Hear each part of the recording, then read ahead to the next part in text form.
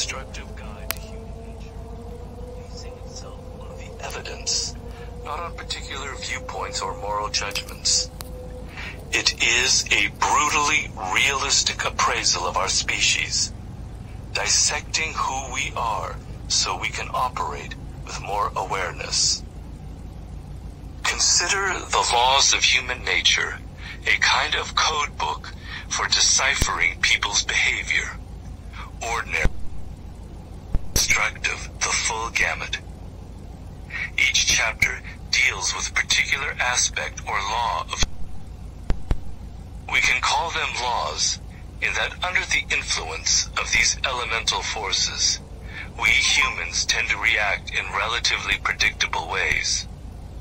Each chapter has the story of some iconic individual or individuals who illustrate the law, negatively or positively, along with ideas and strategies on how to deal with yourself and others under the influence of this law. Each chapter ends with a section on how to transform this basic human force into something more positive and productive, so that we are no longer passive slaves to human nature, but actively transforming it. You might be tempted to imagine that this knowledge is a bit old-fashioned. After all, you might argue, we are now so sophisticated and technologically advanced, so progressive and enlightened. We have moved well beyond our primitive roots. We are in the process of rewriting our nature. But the truth is in fact the opposite. We have never been more in the thrall of human nature and its destructive potential than now. And by ignoring this fact, we are playing with fire. Look at how the permeability of our emotions has only been heightened through social media, where viral effects are continually sweeping through us, and where the most manipulative leaders are able to exploit and control us. Look at the aggression that is now openly displayed in the virtual world, where it is so much easier to play out our shadow sides without repercussions. Notice how our propensities to compare ourselves with others, to feel envy, and to seek status through attention have only become intensified with our ability to communicate so quickly with so many people. And finally, look at our tribal tendencies and how they have now found the perfect medium to operate in. We can find a group to identify with, reinforce our tribal opinions in a virtual echo chamber, and demonize any outsiders, leading to mob intimidation. The potential for mayhem stemming from the primitive side of our nature has only increased. It is simple. Human nature is stronger than any individual, than any institution or technological invention. It ends up shaping what we create to reflect itself and its primitive roots. It moves us around like pawns. Ignore the laws at your own peril. Refusing to come to terms with human nature simply means that you are dooming yourself to patterns beyond your control and to feelings of confusion and helplessness. The laws of human nature is designed to immerse you in all aspects of human behavior and illuminate its root causes. If you let it guide you, it will radically alter how you perceive people and your entire approach to dealing with them. It will also radically change how you see yourself. It will accomplish these shifts in perspective in the following ways. First, the laws will work to transform you into a calmer and more strategic observer of people, helping to free you from all the emotional drama that needlessly drains you. Being around people stirs up our anxieties and insecurities as to how others perceive us. Once we feel such emotions, it becomes very hard to observe people as we are drawn into our own feelings, evaluating what people say and do in personal terms. Do they like me or dislike me? The laws will help you avoid falling into this trap by revealing that people are generally dealing with emotions and issues that have deep roots. They're experiencing some desires and disappointments that predate you by years and decades. You cross their path at a particular moment and become the convenient target of their anger or frustration. They're projecting onto you certain qualities they want to see. In most cases, they're not relating to you as an individual. This should not upset you, but liberate you. The audiobook will teach you to stop taking personally their insinuating comments, shows of coldness, or moments of irritation. The more you grasp this, the easier it will be to react not with your emotions, but rather with a desire to understand where their behavior might come from. You will feel much calmer in the process. And as this takes root in you, you will be less prone to moralize and judge people. Instead, you will accept them and their flaws as part of human nature. People will like you all the more as they sense this tolerant attitude in you. Second, the laws will make you a master interpreter of the cues that people continually emit, giving you a much greater ability to judge their character. What's going on now? JB. Normally, Niggas if we gone pay AWOL, attention baby. to people's I don't know what behavior, to do. we Is are he in ever a not rush AWOL? to fit their He's bad, actions Franklin. into categories Got his claws in and to deep hurry this to time. conclusions. They're on to him, So we leaving settle for messages the judgment saying that he gonna suits get our cut. own preconceptions. You ain't gonna let a sister starve. Look, Or man, I'm we not gonna let accept that their happen, alright? self-serving explanations. Now leave it with me. The laws will rid you of this habit by making it clear how easy it is to misread people and how deceptive first impressions can be. You will slow yourself down, mistrust your initial judgment, and instead train yourself to analyze what you see. You will think in terms of opposites. When people overtly display some trait, such as confidence or hypermasculinity, they are most often concealing the contrary reality. You will realize that people are continually playing to the public, making a show of being progressive and saintly, only to better disguise their shadow. You will see the signs of this shadow leaking out in everyday life. If people take an action that seems out of character, you will take note. What often appears out of character is actually more of their true character. If people are essentially lazy or foolish, they leave clues to this in the smallest of details that you can pick up well before their behavior harms you. The ability to gauge people's true worth, their degree of loyalty and conscientiousness, is one of the most important skills you can possess, helping you avoid the bad hires, partnerships, and relationships that can make your life miserable. Third, the laws will empower you to take on and outthink the toxic types who inevitably cross your path and who tend to cause long-term emotional damage. Aggressive, envious, and manipulative people don't usually announce themselves as such. They have learned to appear charming in initial encounters, to use flattery and other means of disarming us. When they surprise us with their ugly behavior, we feel betrayed, angry, and helpless. They create constant pressure, knowing that in doing so, they overwhelm our minds with their presence, making it doubly hard to think straight or strategize. The laws will teach you how to identify these types in advance, which is your greatest defense against them.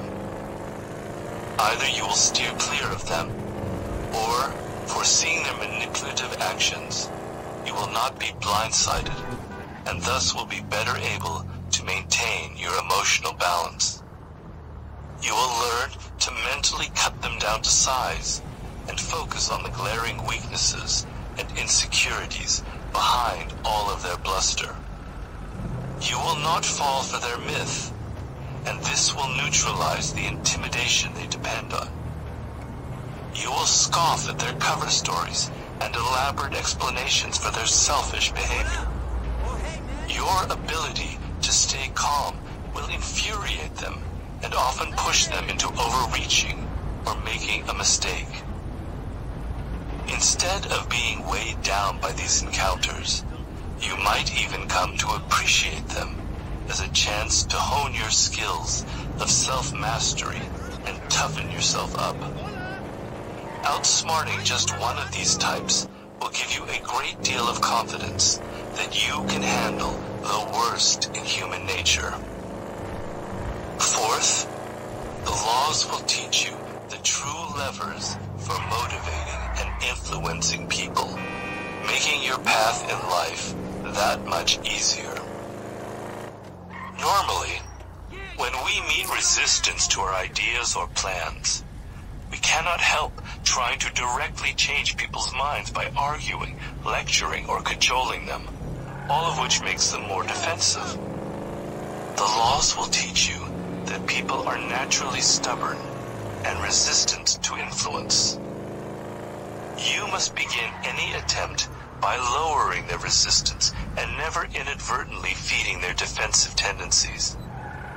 You will train yourself to discern their insecurities and never inadvertently stir them up. You will think in terms of their self-interest and the self-opinion they need validated. Understanding the permeability of emotions, you will learn that the most effective means of influence is to alter your moods and attitude. People are responding to your energy and demeanor even more than to your words. You will get rid of any defensiveness on your part. Instead, feeling relaxed and genuinely interested in the other person will have a positive and hypnotic effect. You will learn that as a leader, your best means of moving people in your direction lies in setting the right tone through your attitude, empathy, and work ethic. Fifth, the laws will make you realize how deeply the forces of human nature operate within you, giving you the power to alter your own negative patterns. Our natural response to reading or hearing about the darker qualities in human nature is to exclude ourselves. It is always the other person who is narcissistic, irrational, envious, grandiose, aggressive, or passive-aggressive. We almost always see ourselves as having the best intentions. If we go astray, it is the fault of circumstances or people forcing us to react negatively. The laws will make you stop once and for all this self-deluding process. We are all cut from the same cloth, and we all share the same tendencies. The sooner you realize this, the greater your power will be in overcoming these potential negative traits within you. You will examine your own motives, look at your own shadow, and become aware of your own passive-aggressive tendencies. This will make it that much easier to spot such traits in others. You will also become humbler, realizing you're not superior to others in the way you had imagined. This will not make you feel guilty or weighed down by your self-awareness, but quite the opposite. You will accept yourself as a complete individual, embracing both the good and the bad, dropping your falsified self-image as a saint. You you will feel relieved of your hypocrisies and free to be more yourself. People will be drawn to this quality in you. Who you talking to, bro? You talking to yourself. Sixth, the laws will transform you into a more empathetic individual, creating deeper and more satisfying bonds with the people around you. We humans are born with a tremendous potential for understanding people on a level that is not merely intellectual. It is a power developed by our earliest ancestors, in which they learned how to intuit the moods and feelings of others by placing themselves in their perspective. The laws will instruct you in how to bring out this latent power to the highest degree possible. You will learn to slowly cut off your incessant interior monologue and listen more closely. You will train yourself to assume the other's viewpoint as best you can. You will use your imagination and experiences to help you feel how they might feel. If they are describing something painful, you have your own painful moments to draw upon as analogs. You will not be simply intuitive, but rather you will analyze the information you glean in this empathic fashion, gaining insights.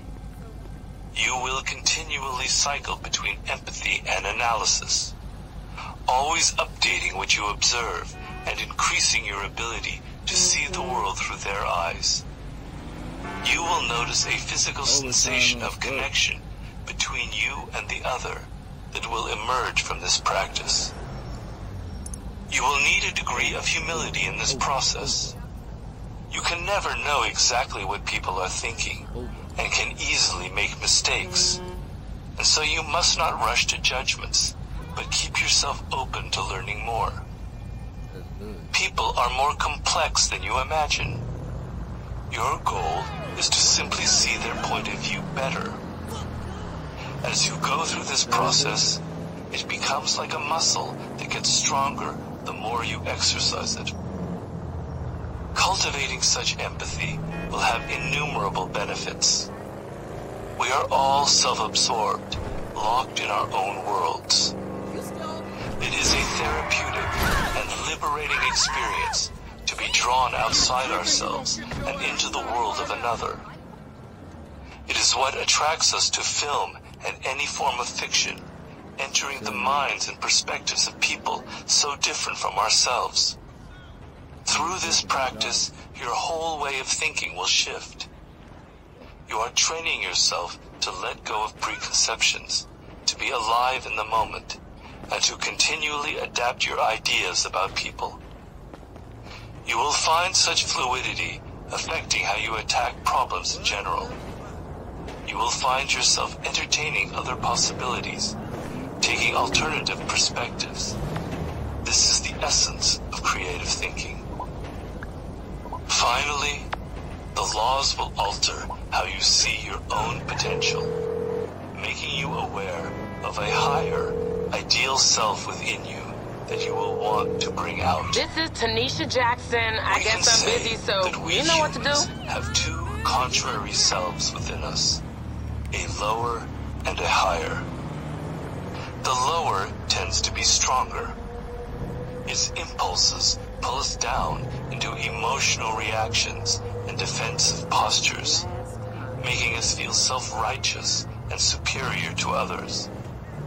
It makes us grab for immediate pleasures and distractions, always taking the path of least resistance. It induces us to adopt what other people are thinking, losing ourselves in the group.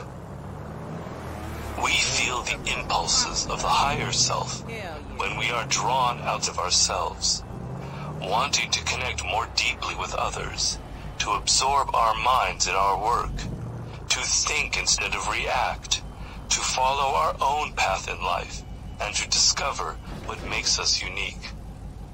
The lower is the more animal and reactive side of our nature, and one that we easily slip into. The higher is the more truly human side of our nature, the side that makes us thoughtful and self-aware. Because the higher impulse is weaker, connecting to it requires effort and insight. Bringing out this ideal self within us is what we all really want, because it is only in developing this side of ourselves that we humans feel truly fulfilled. The laws of human nature will help you accomplish this by making you aware of the potentially positive and active elements contained within each law. Knowing our propensity for irrationality, you will learn to become aware of how your emotions color your thinking, Chapter 1, giving you the ability to subtract them and become truly rational. Knowing how our attitude in life affects what happens to us, and how naturally our minds tend to close up out of fear, Chapter 8.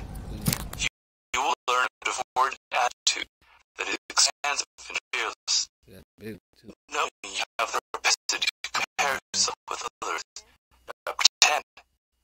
You will use this as a spur to excel in society through your superior worth, to admire those who achieve great things, and to be inspired by their example to emulate them. You will work this magic on each of the primal qualities, using your expanded knowledge of human nature to resist the strong downward pull of your lower nature. Think of the audiobook in the following way. Still trying to sell me the shit. You are about to become Instead of getting started. I bought it already. Get this shit started. Stop trying to sell me something I bought already. How to observe and measure the character of your fellow humans and see into your own depths. You will work on bringing out your higher self. And through practice, you will emerge a master of the art. Hold that right there. The worst that other people Hold it. can throw at you. And to mold yourself into a more rational, self-aware, and productive individual. Man will only become better when you make him see what he is like. Anton Chekhov. Chapter 1. Master your emotional self. The law of irrationality. You like to imagine yourself in control of your fate, consciously planning the course of your life as best you can. But you are largely unaware of how deeply your emotions dominate you. They make you veer toward ideas that soothe your ego. They make you look for evidence that confirms what you already want to believe. They make you see what you want to see, depending on your mood. And this disconnect from reality is the source of the bad decisions and negative patterns that haunt your life. Rationality is the ability to counteract these emotional effects, to think instead of react, to open your mind to what is really happening as opposed to what you are feeling. It does not come naturally. It is a power we must cultivate. But in doing so, we realize our greatest potential. The inner Athena. One day, toward the end of the year 432 BC, the citizens of Athens received some very disturbing news. Representatives from the city-state of Sparta had arrived in town and presented to the Athenian governing council new terms of peace. If Athens did not agree to these terms, then Sparta would declare war. Sparta was Athens's arch enemy, and in many ways its polar opposite. Athens led a league of democratic states in the region, while Sparta led a confederation of oligarchies, known as the Peloponnesians. Athens depended on its navy and on its wealth. It was the preeminent commercial power in the Mediterranean. Sparta depended on its army. It was a total military state. Up until then, the two powers had largely avoided a direct war because the consequences could be devastating. Not only could the defeated side lose its influence in the region, but its whole way of life could be put in jeopardy. Certainly for Athens, its democracy and its wealth. Now, however, settled on the city. A few days later, the Athenian assembly met on the Pnyx Hill overlooking the Acropolis to debate the Spartan ultimatum and decide what to do. The assembly was open to all male citizens, and on that day close to 10,000 of them crowded on the hill to participate in the debate. The hawks among them were in a state of great agitation. Athens should seize the initiative and attack Sparta first, they said. Others reminded them that in a land battle the Spartan forces were nearly unbeatable. Attacking Sparta in this way would play straight into their hands. The doves were all in favor of accepting the peace terms, but as many pointed out, that would only show fear and embolden the Spartans. It would only give them more time to enlarge their army. Back and forth went the debate, with emotions getting heated, people shouting, and no satisfactory solution in sight. Then, toward the end of the afternoon, the crowd suddenly grew quiet, as a familiar figure stepped forward to address the assembly. This was Pericles, the elder statesman of Athenian politics, now over 60 years old. Pericles was beloved, and his opinion would matter more than anyone's.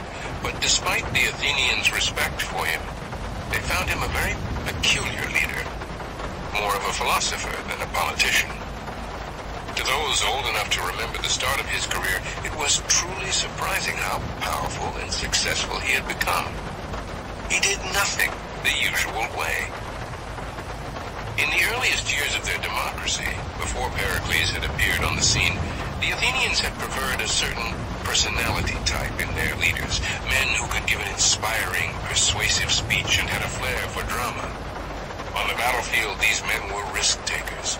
They often pushed for military campaigns that they could lead, giving them a chance to gain glory and attention. They advanced their careers by representing some faction in the assembly, landowners, soldiers, aristocrats, and doing everything they could to further its interests.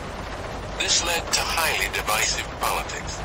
Leaders would rise and fall in cycles of a few years, but the Athenians were fine with this. They mistrusted anyone who lasted long in power. Then, Pericles entered public life around 463 BC, and Athenian politics would never be the same. His first move was the most unusual of all. Although he came from an illustrious aristocratic family, he allied himself with the growing lower and middle classes of the city. Farmers, oarsmen in the navy, the craftsmen who were the pride of Athens. He worked to increase their voice in the assembly and give them greater power in the democracy. This was not some small faction he now led, but the majority of Athenian citizens. It would seem impossible to control such a large, unruly mob of men with their varied interests, but he was so fervent in increasing their power that he slowly gained their trust and backing. As his influence grew, he started to assert himself in the assembly and alter its policies. He argued against expanding Athens' democratic empire. He feared the Athenians would overreach and lose control. He worked to consolidate the empire and strengthen existing alliances. When it came to war and to serving as a general, he strove to limit campaigns and to win through maneuvers with minimal loss of lives. To many this seemed unheroic, but as these policies took effect, the city entered a period of unprecedented prosperity. There were no more needless wars to drain the coffers, and the empire was functioning more smoothly than ever. What Pericles did with the growing surplus of money startled and amazed the citizenry. Instead of using it to buy political favors, he initiated a massive public building project in Athens. He commissioned temples, theaters, and concert halls, putting all of the Athenian craftsmen to work. Everywhere one looked, the city was becoming more sublimely beautiful. He favored a form of architecture that reflected his personal aesthetics. Ordered, highly geometric, monumental, yet soothing to the eye. His greatest commission was that of the Parthenon, with its enormous 40-foot statue of Athena. Athena was the guiding spirit of Athens, the goddess of wisdom and practical intelligence. She represented all of the values Pericles wanted to promote. Single-handedly, Pericles had transformed the look and spirit of Athens, and it entered a golden age in all of the arts and sciences. What was perhaps the strangest quality of Pericles was his speaking style, restrained and dignified. He did not go in for the usual flights of rhetoric. Instead, he worked to convince an audience through airtight arguments. This would make people listen closely as they followed the interesting course of his logic. The style was compelling and calming. Unlike any of the other leaders, Pericles remained in power year after year, decade after decade, putting his total stamp on the city in his quiet, unobtrusive way. He had his enemies. This was inevitable. He had stayed in power so long that many accused him of being a secret dictator. He was suspected of being an atheist, a man who scoffed at all traditions. That would explain why he was so peculiar, but nobody could argue against the results of his leadership. And so now, as he began to address the assembly that afternoon, his opinion on war with Sparta would carry the most weight, and a hush came over the crowd as they anxiously waited to hear his argument. "Athenians," he began, "my views are the same as ever. I am against making any concessions to the Peloponnesians, even though I am aware that the enthusiastic state of mind in which people are persuaded to enter upon a war is not retained when it comes to action, and that people's minds are altered by the course of events. Differences between Athens and Sparta were supposed to be settled through neutral arbitrators," he reminded them. "It would set a dangerous precedent if they gave in to the Spartans' unilateral demands. Where would it end? Yes, a direct land battle with Sparta would be suicide. What he proposed instead was a completely novel form of warfare, limited and defensive. He would bring within the walls of Athens all those living in the area. Let the Spartans come and try to lure us into fighting," he said. "Let them lay waste to our lands. We will not take the bait. We will not fight them on land. With our access to the sea, we will keep the city supplied. We will use our navy to raid their coastal towns. As time goes on, they will grow frustrated by the lack of battle. Having to feed and supply their standing army, they will run out of money. Their allies will bicker among themselves. The war party within Sparta will be discredited, and a real, lasting peace will be agreed upon. All with minimal expenditure of lives and money on our part. I could give you many other reasons," he concluded, "why you should feel confident in ultimate victory, if only you will make up your minds not to add to the empire while the war is in progress, and not to go out of your way to involve yourselves in new perils. What I fear is not the enemy's strategy, but our own mistakes." The novelty of what he was proposing aroused great debate. Neither hawks nor doves were satisfied with his plan, but in the end, his reputation for wisdom carried the day, and his strategy was approved. Several months later, the fateful war began. In the beginning, all did not proceed as Pericles had envisioned. The Spartans and their allies did not grow frustrated as the war dragged on, but only bolder. The Athenians were the ones to become discouraged, seeing their lands destroyed without retaliation. But Pericles believed his plan could not fail as long as the Athenians remained patient. Then, in the second year of the war, an unexpected disaster upended everything. A powerful plague entered the city. With so many people packed within the walls, it spread quickly, killing over 1/3 of the citizenry and decimating the ranks of the army. Pericles himself caught the disease, and as he lay dying, he witnessed the ultimate nightmare. All that he had done for Athens over so many decades seemed to unravel at once. The people descending into group delirium until it was every man for himself. If he had survived, he almost certainly would have found a way to calm the Athenians down and broker an acceptable peace with Sparta, or adjust his defensive strategy. But now, it was too late. Strangely enough, the Athenians did not mourn for their leader. They blamed him for the plague and railed at the ineffectiveness of his strategy. They were not in a mood anymore for patience or restraint. He had outlived his time, and his ideas were now seen as the tired reactions of an old man. Their love of Pericles had turned to hate. With him no longer there, the factions returned with a vengeance. The war party became popular. The party fed off the people's growing bitterness toward the Spartans, who had used the plague to advance their positions. The Hawks promised they would regain the initiative and crush the Spartans with an offensive strategy. For many Athenians, such words came as a great relief, a release of pent-up emotions. As the city slowly recovered from the plague, the Athenians managed to gain the upper hand, and the Spartans sued for peace. Wanting to completely defeat their enemy, the Athenians pressed their advantage, only to find the Spartans recover and turn the tables. Back and forth it went, year after year. The violence and bitterness on both sides increased. At one point, Athens attacked the island of Melos, a Spartan ally, and when the Melians surrendered, the Athenians voted to kill all of their men and sell the women and children into slavery. Nothing remotely like this had ever happened under Pericles. Then, after so many years of a war without end, in 415 BC, several Athenian leaders had an interesting idea about how to deliver the fatal blow.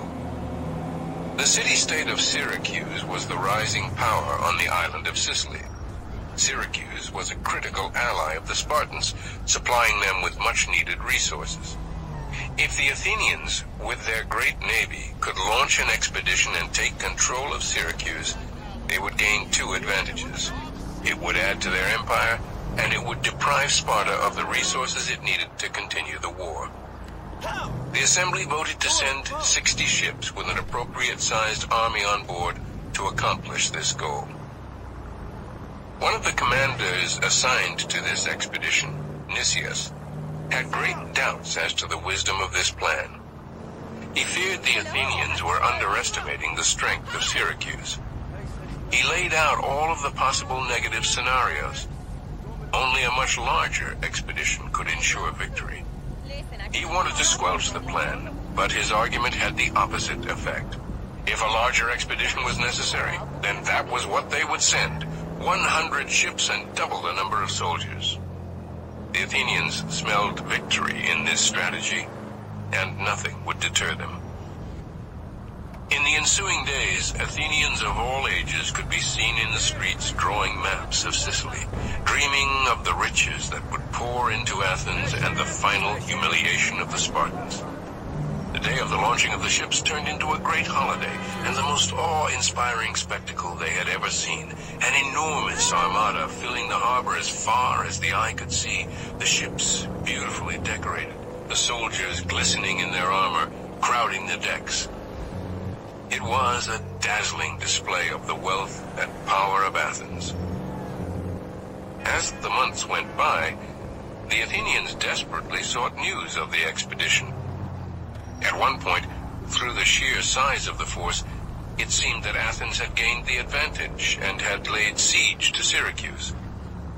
But at the last moment, reinforcements arrived from Sparta, and now the Athenians were on the defensive. Nicias sent off a letter to the assembly describing this negative turn of events. He recommended either giving up and returning to Athens, or the sending of reinforcements right away. Unwilling to believe in the possibility of defeat, the Athenians voted to send reinforcements. A second armada of ships almost as large as the first. In the months after this, the Athenians' anxiety reached new heights. For now the stakes had been doubled, and Athens could not afford to lose. One One day, a barber in Athens' port town of Piraeus heard a rumor from a customer that the Athenian expedition, every ship, and almost every man, had been wiped out in battle. The rumor quickly spread to Athens. It was hard to believe, but slowly panic set in. A week later, the rumor was confirmed, and Athens seemed doomed, drained of money, ships, and men. Miraculously, the Athenians managed to hold on.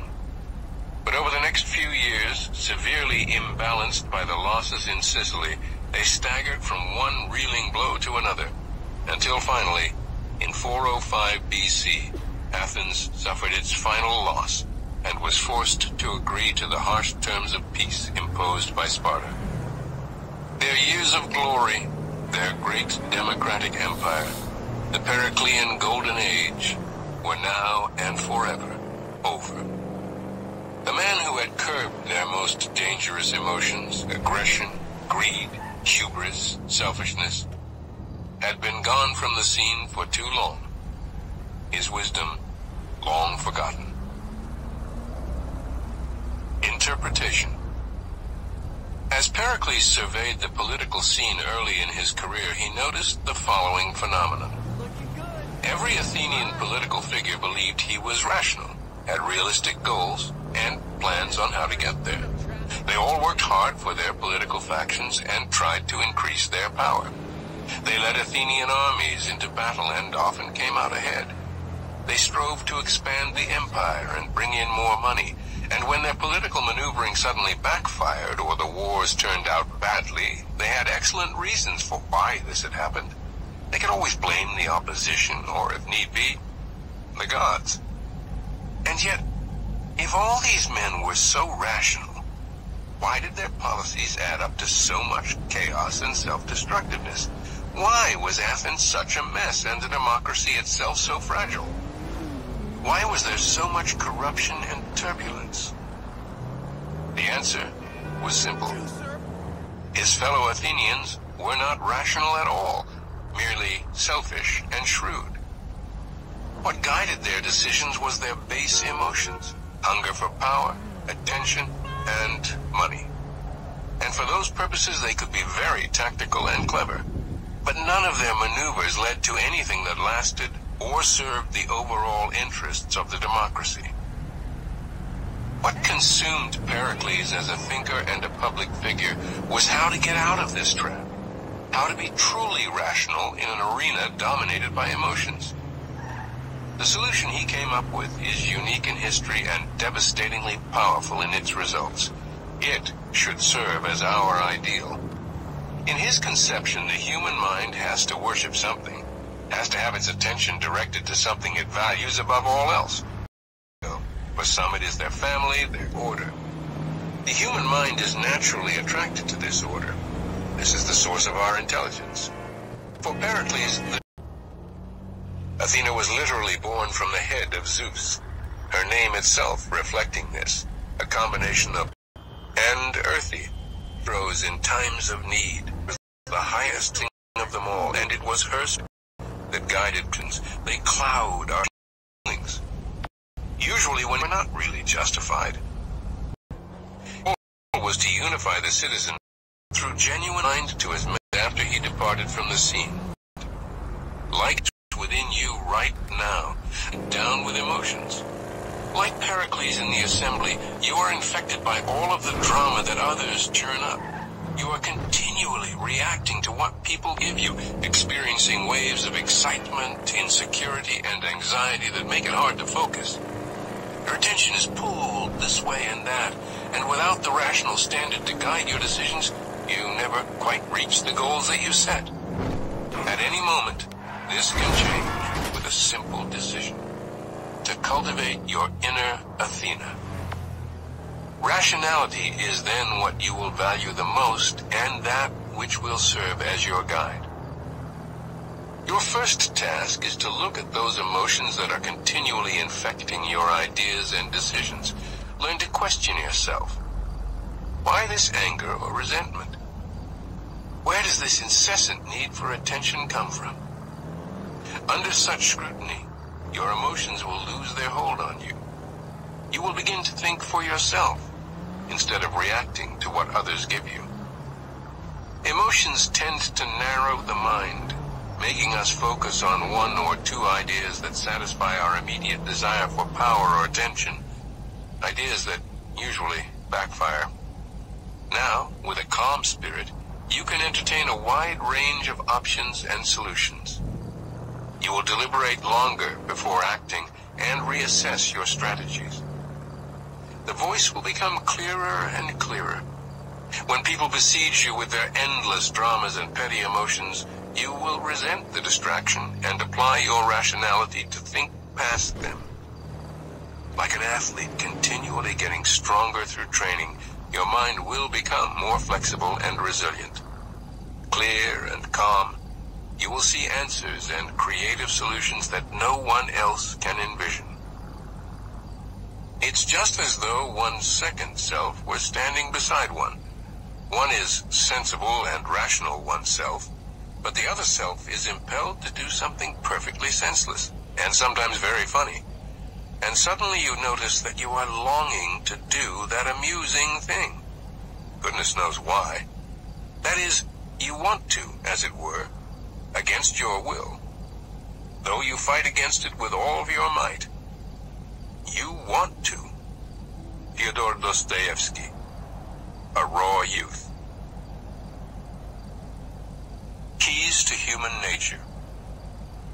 Whenever anything goes wrong in our life, we naturally seek an explanation. To not find some cause for why our plans went awry or why we faced sudden resistance to our ideas would be deeply disturbing to us.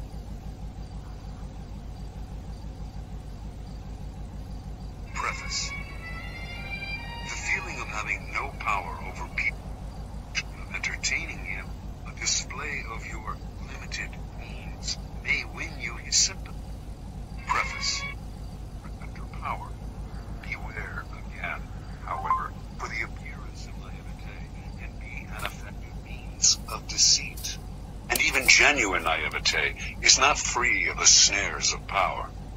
Children may be naive in many ways, but they often act from an elemental need to gain control over those around them. Children suffer greatly from feeling powerless in the adult world, and they use any means available to get their way. Genuinely innocent people may still be playing for power, and are often horribly effective at the game, since they are not hindered by reflection.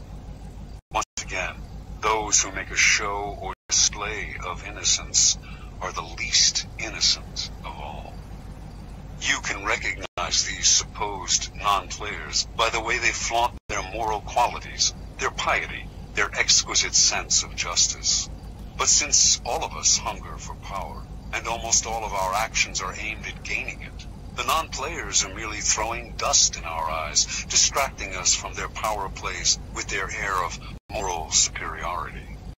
If you observe them closely, you will see, in fact, that they are often the ones most skillful at indirect manipulation, even if some of them practice it unconsciously, and they greatly resent any publicizing of the tactics they use every day.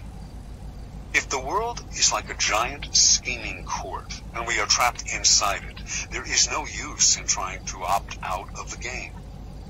That will only render you powerless, and powerlessness will make you miserable. Instead of struggling against the inevitable, instead of arguing and whining and feeling guilty, it is far better to excel at power. In fact, the better you are at dealing with power, the better friend, lover, husband, wife, and person you become. By following the route of the perfect courtier, you learn to make others feel better about themselves, becoming a source of pleasure to them. They will grow dependent on your abilities and desirous of your presence. By mastering the 48 laws in this book, you spare others the pain that comes from bungling with power, by playing with fire without knowing its properties. If the game of power is inescapable, better to be an artist than a denier or a bungler.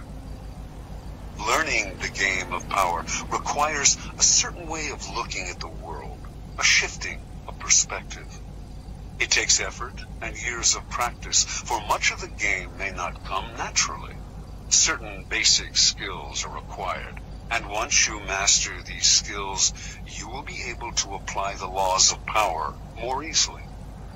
The most important of these skills and power's crucial foundation is the ability to master your emotions. An emotional response to a situation is the single greatest barrier to power. A mistake that will cost you a lot more than any temporary satisfaction you might gain by expressing your feelings. Emotions cloud reason, and if you cannot see the situation clearly, you cannot prepare for and respond to it with any degree of control. Anger is the most destructive of emotional responses, for it clouds your vision the most. It also has a ripple effect that invariably makes situations less controllable and heightens your enemy's resolve. If you are trying to destroy an enemy who has hurt you, far better to keep him off guard by feigning friendliness than showing your anger. Love and affection are also potentially destructive, in that they blind you to the often self-serving interests of those whom you least suspect of playing a power game.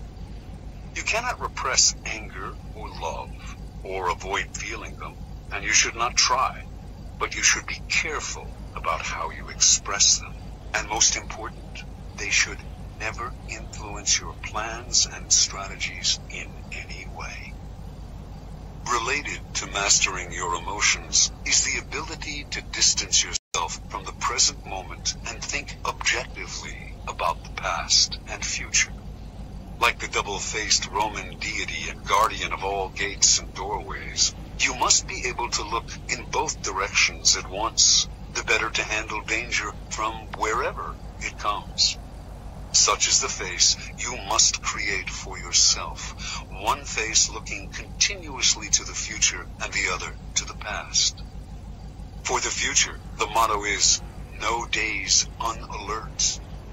Nothing should catch you by surprise because you are constantly imagining problems before they arise. Instead of spending your time dreaming of your plan's happy ending, you must work on calculating every possible permutation and pitfall that might emerge in it. The further you see, the more steps ahead you plan, the more powerful you become. The other face of Janus looks constantly to the past, though not to remember past hurts or bear grudges. That would only curb your power. Half of the game is learning how to forget those events in the past that eat away at you and cloud your reason. The real purpose of the backward glancing eye is to educate yourself constantly. You look at the past to learn from those who came before you. The many historical examples in this book will greatly help that process. Then, having looked to the past, you look closer at hand to your own actions and those of your friends. This is the most vital school you can learn from, because it comes from personal experience. You begin by examining the mistakes you have made in the past, the ones that have most grievously held you back. You analyze them in terms of the 48 laws of power, and you extract from them a lesson and an oath.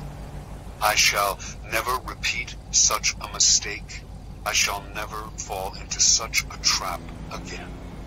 If you can evaluate and observe yourself in this way, you can learn to break the patterns of the past, an immensely valuable skill. Power requires the ability to play with appearances. To this end, you must learn to wear many masks and keep a bag full of deceptive tricks. Deception and masquerade should not be seen as ugly or immoral. All human interaction requires deception on many levels, and in some ways, what separates humans from animals is our ability to lie and deceive. In Greek myths, in India's Mahabharata cycle, In the Middle Eastern epic of Gilgamesh, it is the privilege of the gods to use deceptive arts. A great man, Odysseus, for instance, was judged by his ability to rival the craftiness of the gods, stealing some of their divine power by matching them in wits and deception.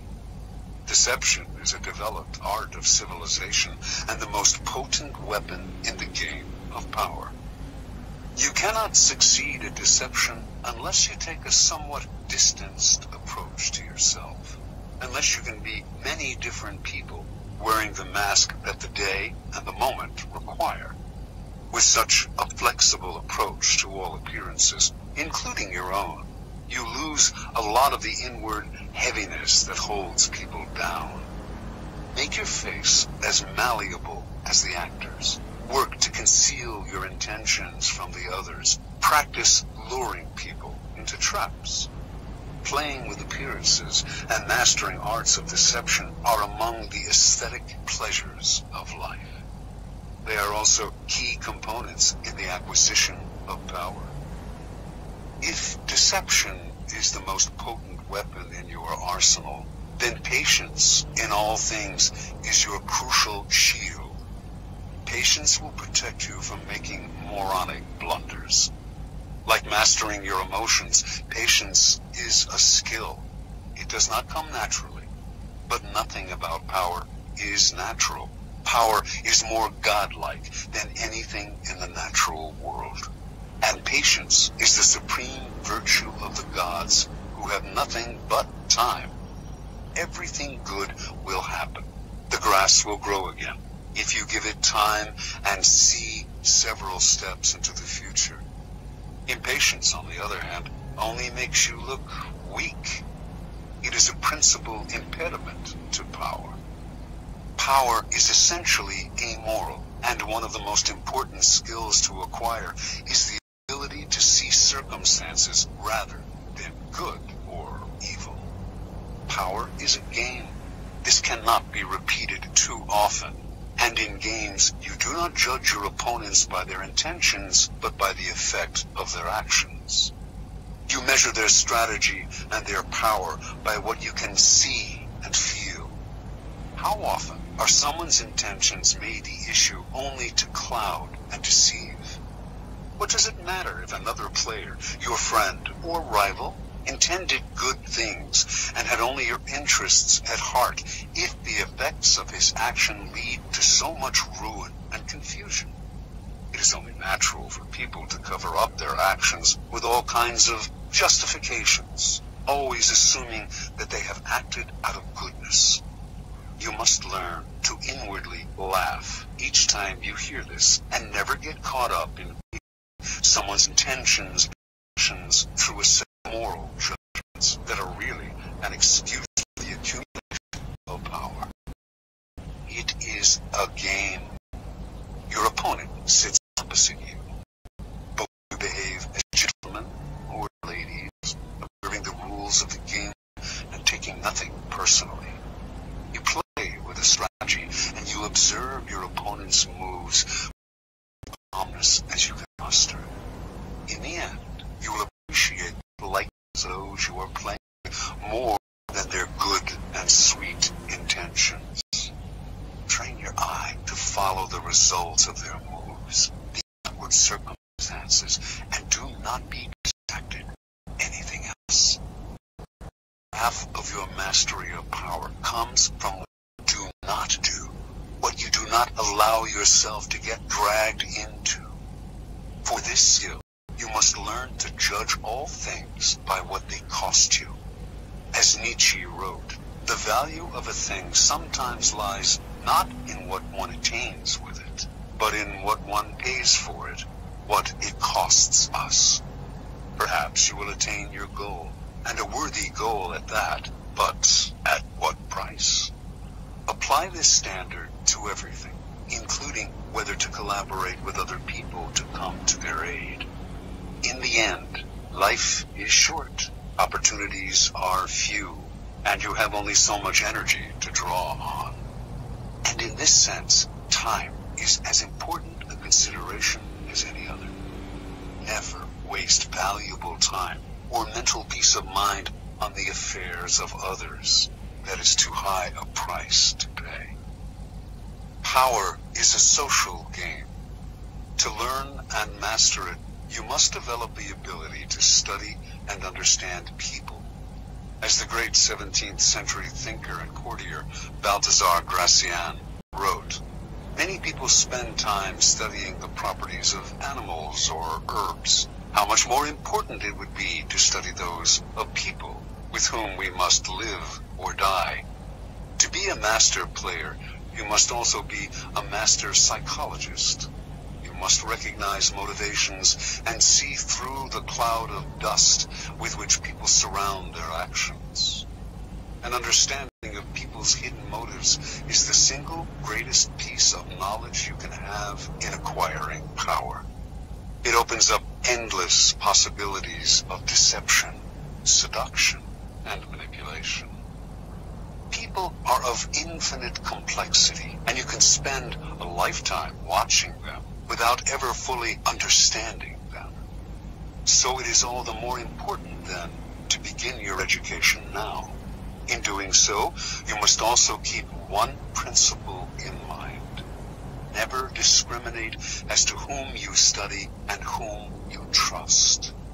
Never trust anyone completely, and study everyone, including friends and loved ones. Finally, you must learn always to take the indirect route to power. Disguise your cunning like a billiard ball that caroms several times before its target. Your moves must be planned and developed in the least obvious way. By training yourself to be direct, you can thrive in the modern court, appearing the paramount while being the manipulator. Consider the 48 laws of power, a kind of handbook on the arts of indirection. The laws are based on the writings of men and women who have studied and mastered the game of power. These writings span a period of more than 3,000 years, were created in civilizations as disparate as ancient China and Renaissance Italy. They share common threads and themes, together hinting at an essence of power that has yet to be fully articulated. The 48 laws of power are the distillation of this accumulated wisdom, gathered from the writings of the most illustrious strategists, statesmen, courtiers, seducers, and con artists in history. The laws have a simple premise.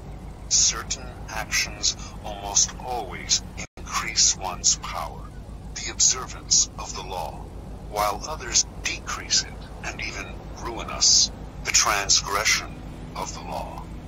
These transgressions and observances are illustrated by historical examples. The laws are timeless and definitive. The 48 laws of power can be used in several ways. Listening to this program straight through can learn about power in general, although several of the laws seem to pertain directly to your life. In time, you will find that all of them have some applications that, in fact, are interrelated. By getting an overview of these types of subjects, you will best be able to evaluate your own actions and gain a great degree of control over your immediate affairs. The program can also be a part for entertainment or an enjoyable ride through the foibles and creeds of our predecessors in power. A warning, however, to those who use the program for the purpose, it might be better to turn back. Power is endlessly seductive and deceptive in its own way. It is a labyrinth. Your mind becomes consumed with solving its infinite problems, and you soon realize what pleasant loss you have become. In other words, it becomes most amusing by taking it seriously. Do not be frivolous with such a critical matter. The gods of power found non-frivolous. They get ultimate satisfaction